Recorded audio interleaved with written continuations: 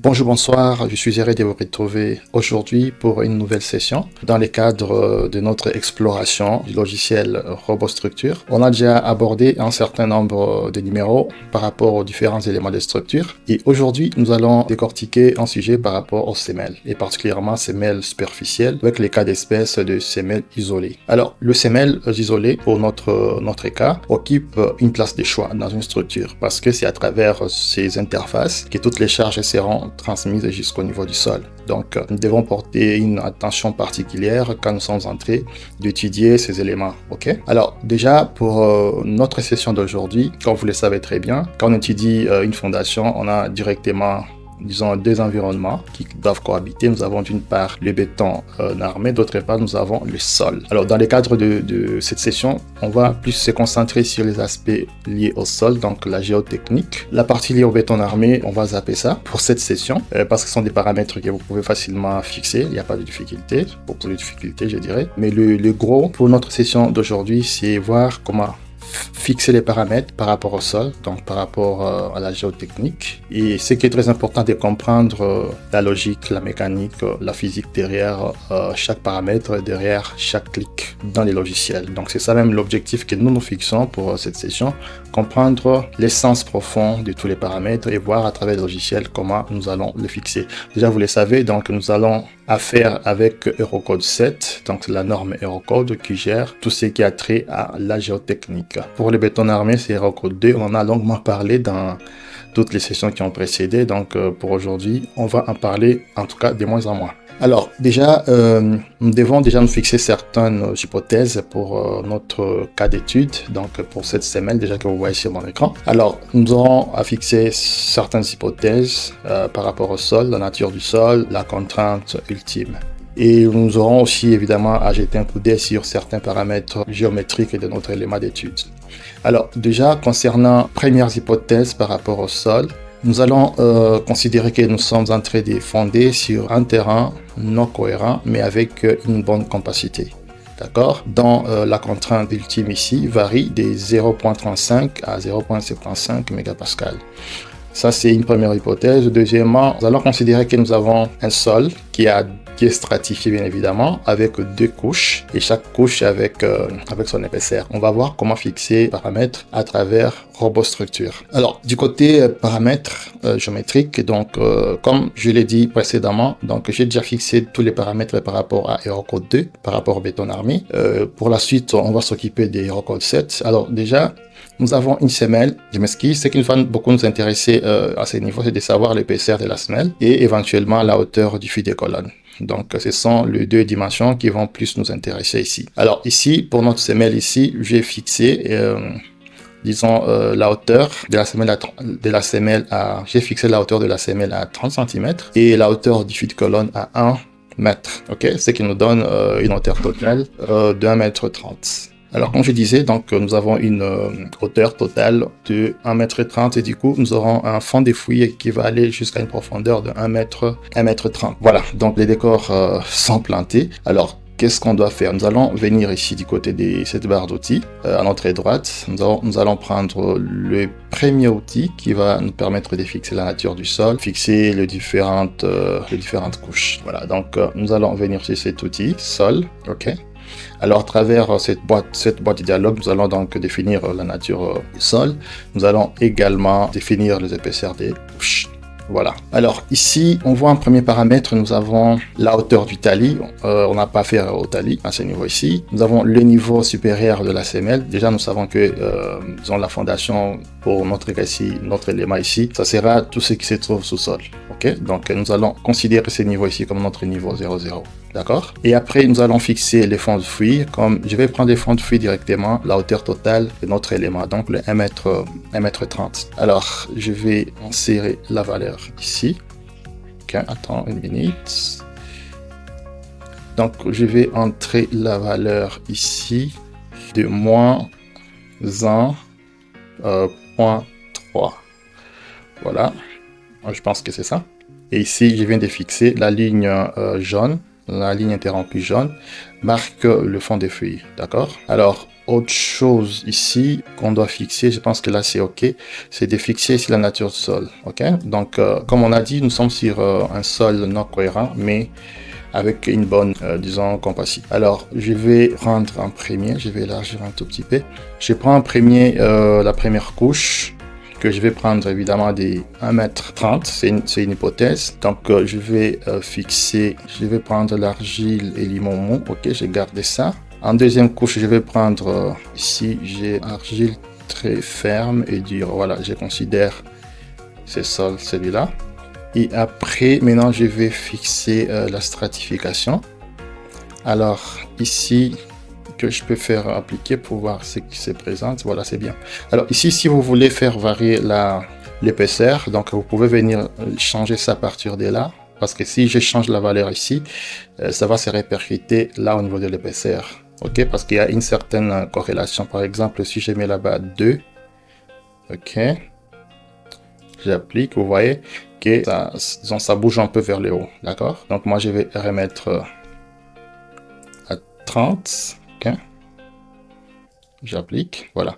Donc c'est-à-dire j'ai mon sol qui a des stratifications. Nous avons une première couche argile et limon de 1,30 m, une deuxième couche qui part de la profondeur du niveau moins 1,30 m jusqu'à une certaine profondeur. Évidemment, toutes ces données normalement vous sont fournies par les laboratoires, par les géotechniciens, qui doivent vous fournir après les essais in situ, après les essais au laboratoire, doivent vous fournir la nature du sol, les différentes couches et la valeur de la contrainte admissible ou ultime. Voilà. Alors, ceci fait, donc nous allons valider, on va fermer cette fenêtre, on a fini avec ces paramétrages ici. On va passer à une autre étape maintenant, on va entrer dans les vifs du sujet avec le paramètre, les options géotechniques. Voilà, donc vous prenez cet outil là-bas. Alors, avec cette boîte de dialogue, nous avons 3 onglets. Donc, nous avons les premiers onglets, donc pour les paramètres généraux. Nous avons le deuxième onglet pour les paramètres liés, disons, à la contrainte, et puis nous avons un troisième onglet pour fixer les approches des calculs. Alors, on va débuter avec tous les paramètres, voir comment fixer ça et comprendre un peu l'essence de chaque paramètre et l'impact que cela peut avoir sur la stabilité, sur les dimensionnements.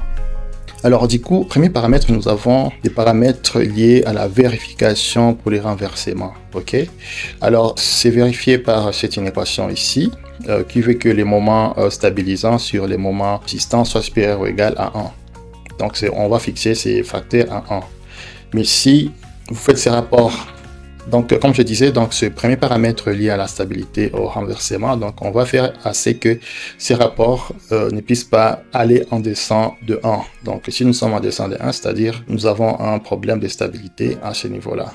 Ou si nous fixons ces paramètres parce qu'on nous a laissé les champs libres, nous pouvons fixer les paramètres. Si nous allons par exemple à 1.5, c'est-à-dire on se donne beaucoup plus de marge, mais il faut voir la conséquence de cela. Je trouve très logique de fixer ces paramètres en 1. Comme ça, on va apprécier si on a dépassé la valeur, si nous sommes allés au-delà ou bien si nous sommes en équilibre. Ok, donc vous laissez ces paramètres en 1. Donc en somme, on conclut que pour ce paramètre, on doit se rassurer si les moments stabilisants est supérieur au moment du renversement. Voilà.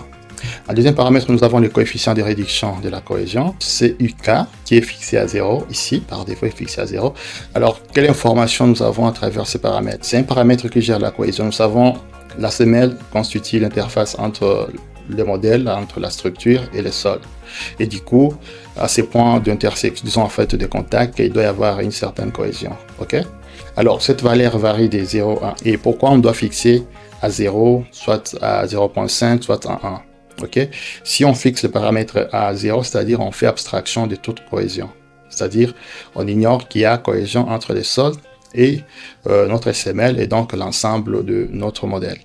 Pourquoi on doit fixer à 0? Alors, je pense que c'est un cas défavorable parce qu'on se met dans l'hypothèse où, ok, si je considère que, bien évidemment, il y a une certaine cohésion, si je considère ça, le logiciel va prendre en compte cet aspect-là. Mais si, sur le long terme, il est arrivé que cette cohésion soit altérée ou soit perdue, c'est-à-dire que déjà nous allons entrer dans une zone cruciale qui peut déstabiliser d'une façon ou d'une autre notre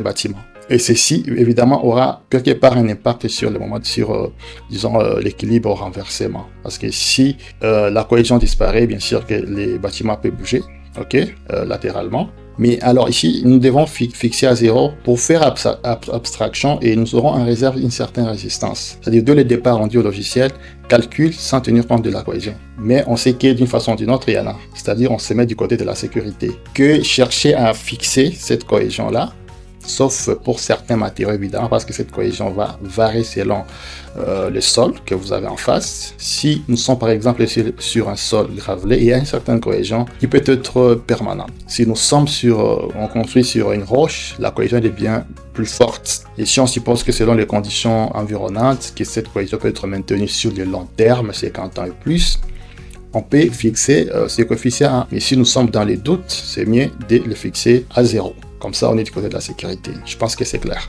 Juste après, nous avons d'autres paramètres. Alors, juste après, nous avons certains paramètres. Donc, nous avons des cases à cocher. Donc, nous avons la première case indiquée conditions sans drainage. Alors, ici, c'est un autre paramètre, évidemment, lié toujours au sol. Donc, ici, on va considérer deux scénarios. Donc, un scénario où nous sommes en train de construire sur un terrain peu humide, qui contient une certaine teneur en eau.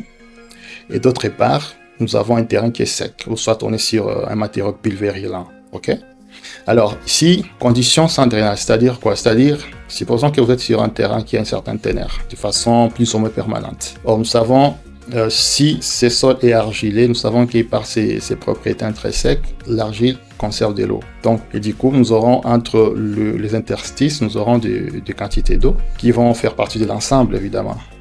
Et du coup, quand on va charger progressivement ou de façon plus ponctuelle la structure, la charge ne sera pas non seulement transmise, disons, aux particules, donc à l'argile, mais il y a une partie qui sera contenue par l'eau contenue dans notre matériau qui constitue la fondation. C'est ce que ça veut dire. Alors, si on coche paramètres, donc on dit qu'on va en tenir compte, c'est-à-dire, on s'est dit, je tiens compte que mon matériau va contenir de l'eau à une certaine teneur sur le long terme. Et donc, chaque fois qu'il y aura des charges, donc la charge sera répartie entre particules d'argile, si c'est de l'argile ou un matériau plus ou moins argilé, et l'eau. Alors, si on coche ça, c'est-à-dire, on maintient ce paramètre sur le long terme, d'accord? Or, il peut arriver que, disons, certains paramètres changent, peut-être climatiques, et que cette eau disparaisse, ou la quantité diminue. C'est-à-dire, ces paramètres-là va nous induire en erreur. Parce que là, on a dit que la charge sera transmise et répartie entre l'eau interstitielle et les particules. Mais à un moment donné, on n'a plus l'eau. C'est-à-dire, c'est toutes les particules qui vont tout absorber. Or, dès le départ, on n'a pas tenu compte de cet aspect-là. Donc, c'est mieux, pour mon cas, même comme c'est fixé par défaut, de laisser la cage non cochée. À moins que nous soyons sûrs que nous sommes sur un terrain qui sera de façon permanente, d'une façon ou d'une autre, qui aura d'une façon ou d'une autre une certaine teneur en eau. Voilà, donc c'est ce que ça veut dire. Alors, l'autre case à cocher, nommée prise en compte de la distribution plastique des contraintes admissibles. Voilà, donc qu'est-ce que ça veut dire? C'est-à-dire si on coche ces paramètres, donc on dit qu'on va en tenir compte dans les calculs, c'est-à-dire on accepte que notre sol aura un comport plastique. Ça veut dire, c'est-à-dire pour un matériau qui est le tassement, c'est-à-dire si on entre dans une phase plastique, c'est-à-dire que s'il y a tassement, ça sera un tassement quasi irréversible, quasi irréversible, donc, et on ne peut plus revenir à l'état initial. Donc, c'est-à-dire, si on coche ça, c'est-à-dire on prend en compte cet aspect-là.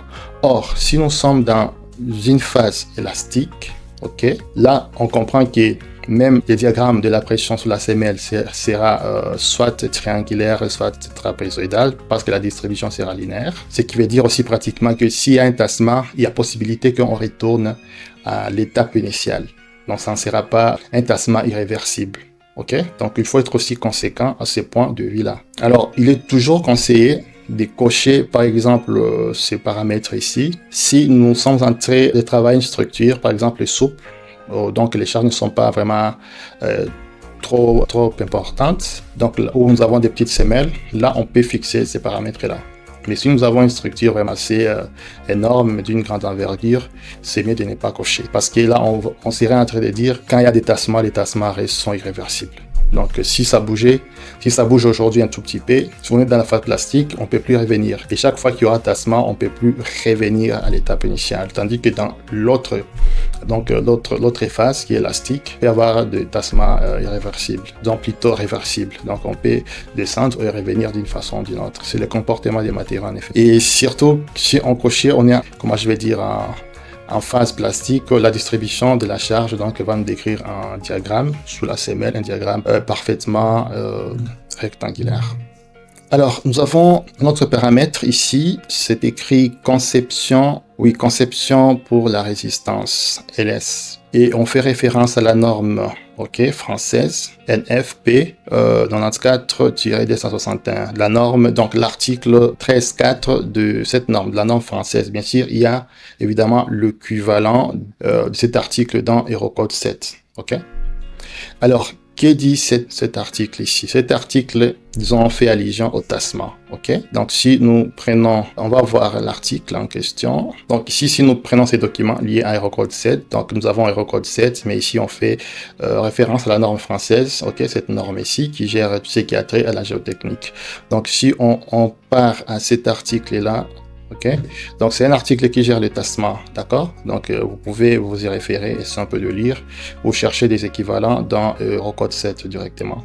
Alors on va retourner un peu ici, pour essayer un peu de comprendre. Alors ici nous avons la gestion du tassement, d'accord? Et ici on a bien spécifié la résistance à l'LS, d'accord? Alors, cet article est en quelque sorte en relation avec ce qu'on venait de dire ici précédemment concernant la phase plastique, élastique. Alors ici, pour bien gérer les tassements, il y a déjà des approches. Si nous considérons, on veut fixer la valeur du tassement là en tenant compte de charges, moi je vais dire, dans des charges qui sollicitent, mais calculées à l'élu. C'est-à-dire là, nous serons en train de nous placer d'une façon ou d'une autre dans, disons, dans une approche plastique. Et surtout que nous savons, quand on calcule à l'élu, on veut plus gérer la résistance, la rupture.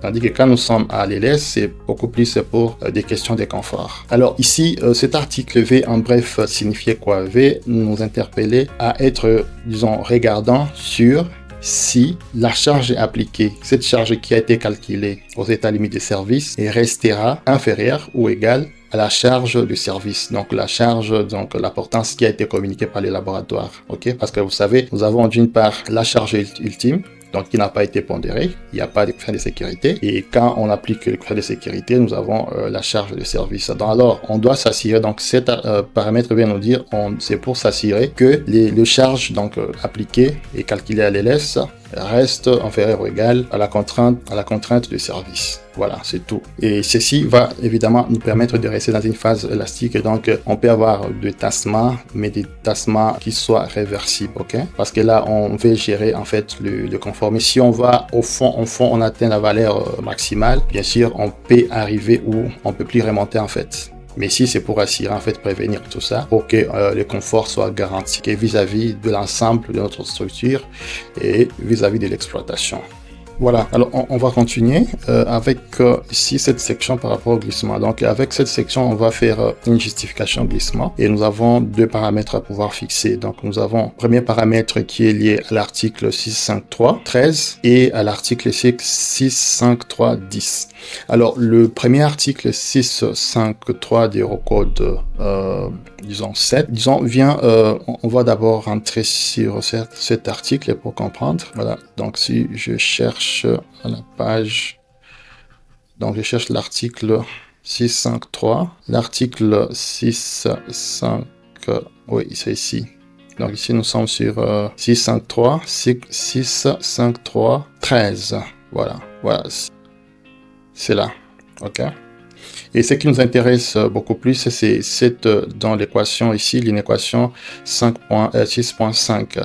Donc ici, cette équation V vient nous dire que la composante horizontale, disons, de effort, donc qui s'exerce sur dans l'élément de structure, la semelle, doit rester inférieure ou égale à la composante verticale. Pour dire que la justification, disons, au glissement dépend beaucoup plus, disons, des charges verticales. Donc dépend du poids.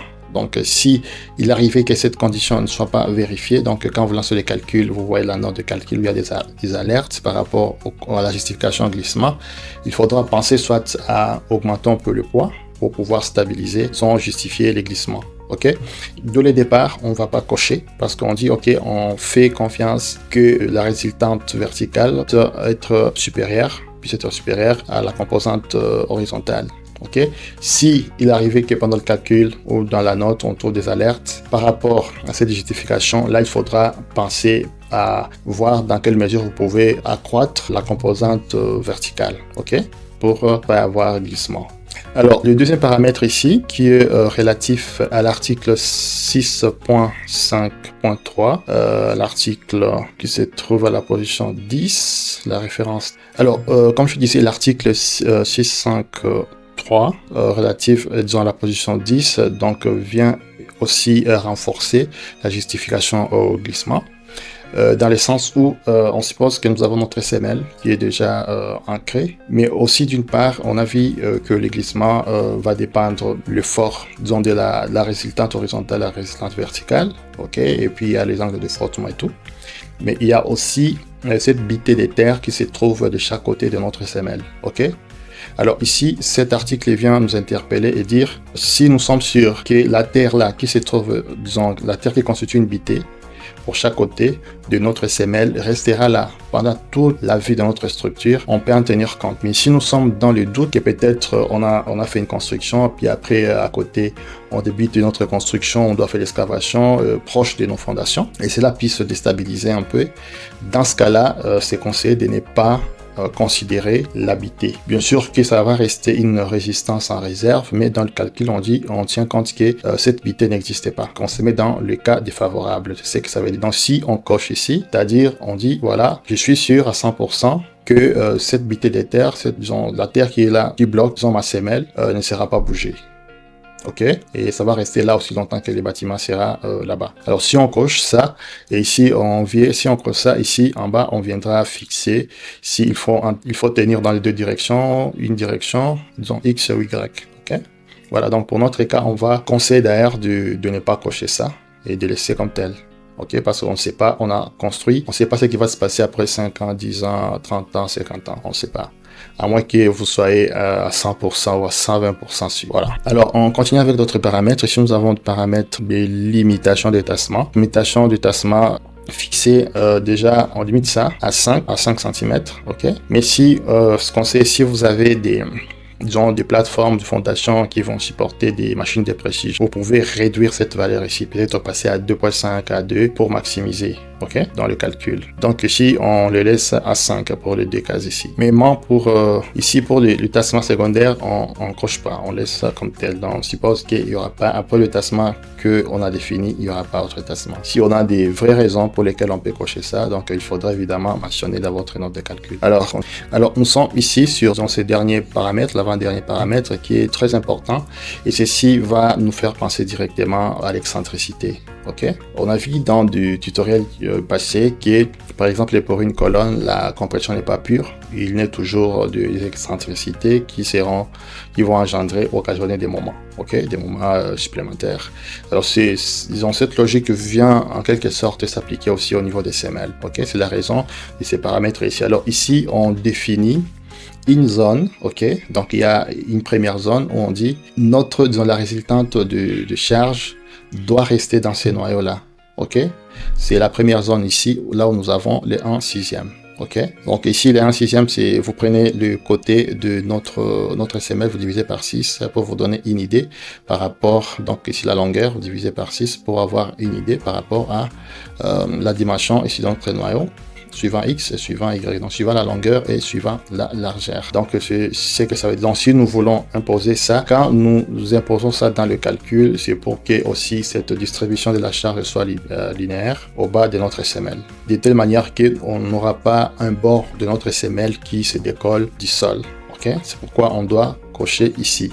Mais si l'excentricité, il y a des équations qui nous permettent M sur N, qui nous permet d'avoir une idée sur l'excentricité. Si cette excentricité est, disons, excessive, c'est-à-dire dans ce cas-là, on sera obligé de passer au 1/3 ici. Ok? Donc, c'est-à-dire déjà d'avance, on tient compte du fait qu'il peut arriver des moments, la distribution, nous aurons un diagramme triangulaire, d'accord? Nous aurons un bord de notre semelle qui puisse se décoller. Donc, c'est préventif, je dirais en quelque sorte, d'accord? Donc là, dans ce cas-là, on va définir un autre noyau. C'est les noyaux ici en rouge. Donc, dans ces rouges, c'est indiqué, on est dans des cas critiques.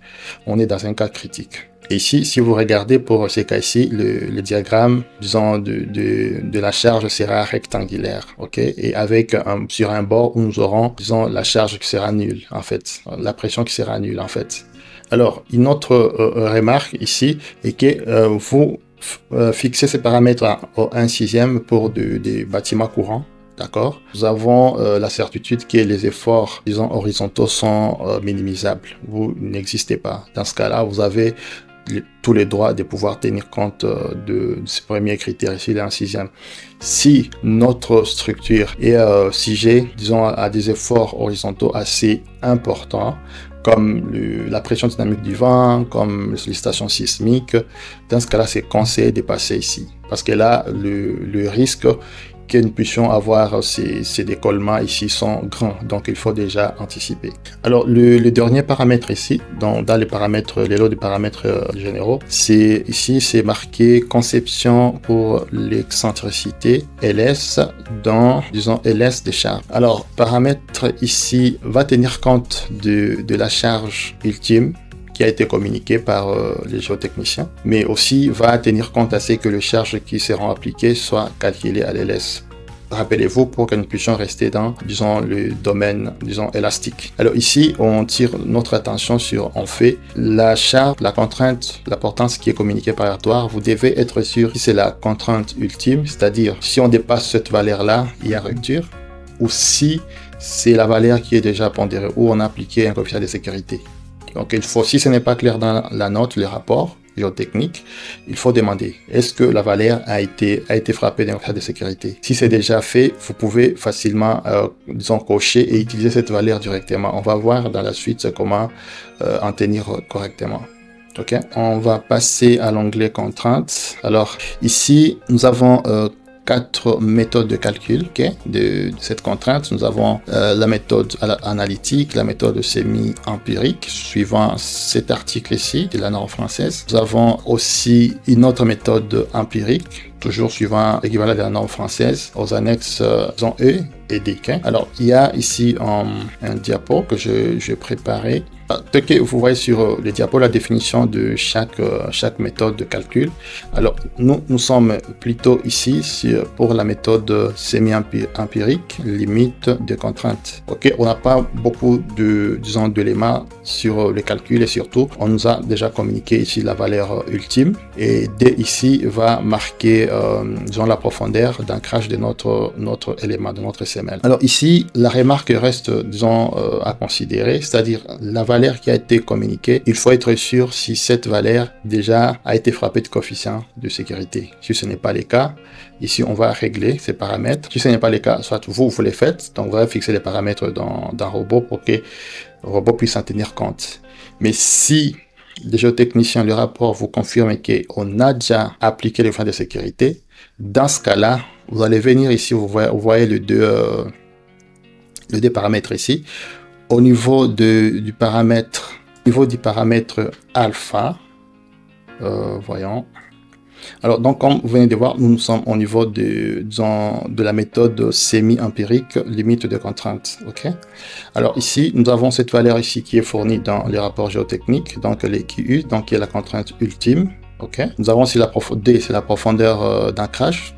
Okay, de notre semelle. Et ici, nous avons d'autres facteurs ici, alpha et gamma. On va comprendre pourquoi. Alors, déjà, du coup, il y a des choses à pouvoir retenir. Premièrement, savoir comment Robot traite la valeur que nous entrons ici. OK? Pour trouver maintenant la vraie valeur qu'on va appliquer comme contrainte de service. OK? Alors, quand la valeur que nous entrons ici sera... disons, si la valeur qui a été communiquée par le laboratoire n'a pas été frappée du coefficient, donc le coefficient de sécurité, n'a pas été frappé du coefficient de sécurité, nous allons entrer cette valeur ici, ok, et nous allons fixer premièrement gamma ici, qui est le coefficient de sécurité, mais nous avons aussi alpha. Alpha, c'est un coefficient de sécurité lié à la forme. Donc, si la valeur qui a été transmise a été bien calculée tenant compte de la forme de notre SML, et de dimensions et tout, c'est-à-dire là, on ne va rien mettre. Ok, donc à part le 2 ici, donc la contrainte ultime et la profondeur, nous avons ici le 2 facteur ici, alpha et gamma. Ici, alpha, c'est un coefficient de forme parce qu'on s'est dit la résistance sur chaque semelle n'est pas la même. Tout dépend de la forme. Ok, si la valeur qui a été transmise par les laboratoires, on dit qu'on a tenu de la forme et tout, dans ce cas-là, il faudra disons, tenir compte de la valeur sans pour autant frapper de ces coefficients ici. Ok, parce que comment un robot va traiter notre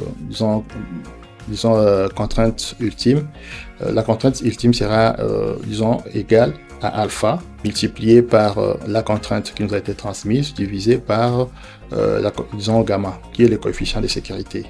D'accord?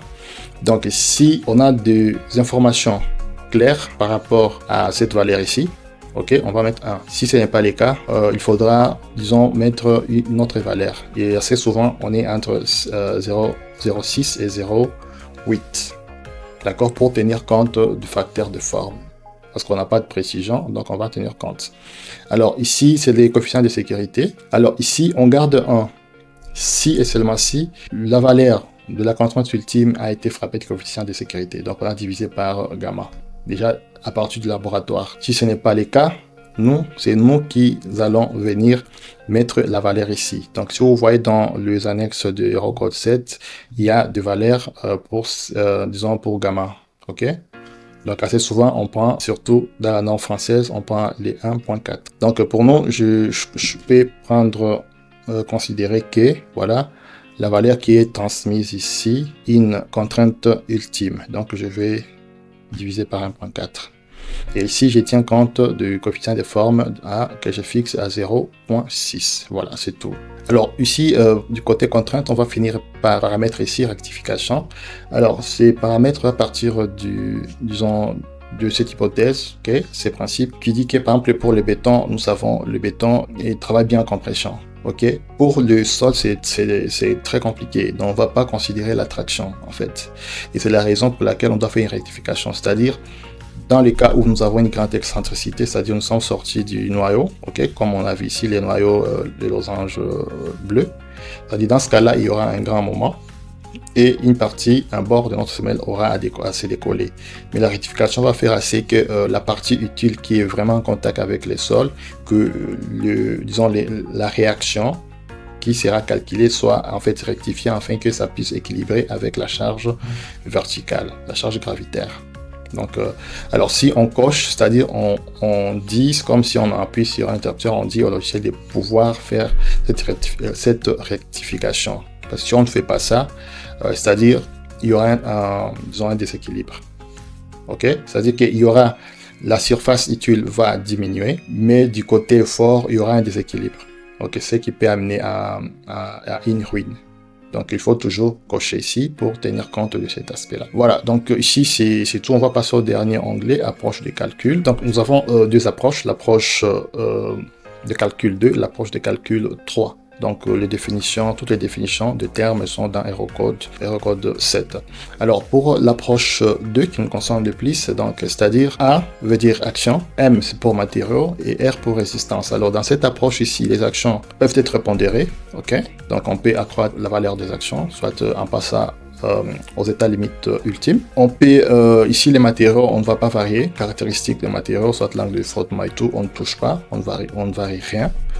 Pour la résistance, ça, on peut réduire la résistance de quoi? La résistance de notre sol, ici. Donc, R, c'est pour la résistance. Alors, la logique, c'est quoi derrière ça? Par exemple, on veut se mettre du côté de la sécurité, c'est-à-dire, on peut pondérer les actions, donc les actions qui sollicitent notre sol. On ne réduit pas, on garde le sol avec ses propriétés, telles qu'on a croisées. Mais par contre, la portance, on peut minimiser. Ok, relativement. On peut minimiser pour se mettre du côté de la sécurité. C'est-à-dire, si on augmente les charges, on a réduit la résistance et que dans le calcul, ça vérifie. C'est-à-dire, on est du côté de la sécurité.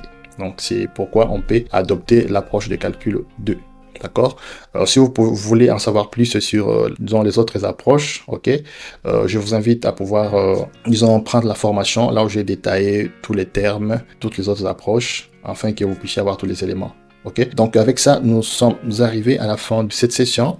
Ouais, il y a beaucoup de notions, beaucoup de paramètres à pouvoir maîtriser. C'est très important et c'est toujours intéressant d'avoir déjà pour votre projet un support sous les mains afin que vous puissiez vous y référer et puis après ça vient intuitivement.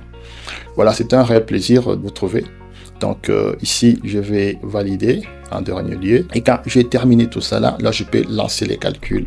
Donc sans oublier qu'auparavant, j'avais déjà fixé tous les paramètres par rapport à HeroCode 2. Donc là, je vais faire OK pour calculer, accept, je lance les calculs. Et là, du coup, j'ai le résultat. Il n'y a pas d'alerte, donc tous les paramètres corrects. Voilà. Donc ça vérifie justification glissement, renversement, la portance et tout, tassement, c'est parfait. Donc vous pouvez aller dans le détail si vous le souhaitez. Donc vous pouvez visualiser différents diagrammes, vous pouvez voir la vue 3D de votre SML, ok, qui est intéressant. Vous pouvez voir la vue 3D. Vous pouvez, ici nous avons notre bordero d'action. Ici ce sont des aspects aussi que je développe dans la formation que d'ailleurs je vous invite à pouvoir prendre pour entrer dans tous les détails, maîtriser non seulement le logiciel, ok. Donc vous pouvez prendre la formation sur la plateforme Seedlab. Donc c'est une formation que moi-même je suis en train de mettre en place. C'est plus de 20 heures et j'ai déjà actuellement chargé autour des 15 heures de disponible. Donc tous les chapitres sont là avec les leçons. Donc chaque chapitre a des leçons et a des ressources. Voilà, le prix est vraiment abordable. Voilà. Donc c'est un peu ça pour ce que je voulais partager avec vous. Donc si vous voulez prendre la formation, vous me contactez directement par WhatsApp ou vous prenez l'adresse email ici dans le footer. D'accord. Alors, donc, on peut revenir ici pour clôturer. Donc, ici, vous pouvez voir la vue 3D de notre plan de ferraillage ici. En 3D, c'est intéressant à voir. Voilà. Donc, vous pouvez masquer certains éléments, les nappes, quand vous pouvez afficher les taux. Vous avez sur la note de calcul que vous pouvez récupérer ici et voir tous les paramètres, toutes les valeurs et voir si à ajuster ou à retoucher. Voilà, donc c'est tout. Donc je vous remercie. On se retrouve sûrement l'autre semaine pour d'autres disons sessions. Je pense qu'à partir de la dernière semaine de ce mois, je vais beaucoup plus revenir sur des tutoriels par rapport à Revit Structure, parce que quand on a déjà toutes les notions par rapport au dimensionnement, analyse et tout, maintenant il faut produire des très jolis plans. Évidemment que Revit nous permet aussi à pouvoir, disons, faire les analyses. Ok, on verra tout ça dans certains tutoriels, mais c'est également une formation que nous avons sur notre plateforme, donc que vous pouvez toujours prendre la formation que je suis en train de coéditer avec un autre collègue. Voilà. Donc, voilà, c'est l'autre formation de Revit qui est ici. Donc, que vous pouvez également prendre, être complet. Donc, c'est une formation que j'ai coédite avec un autre collègue. Voilà, merci.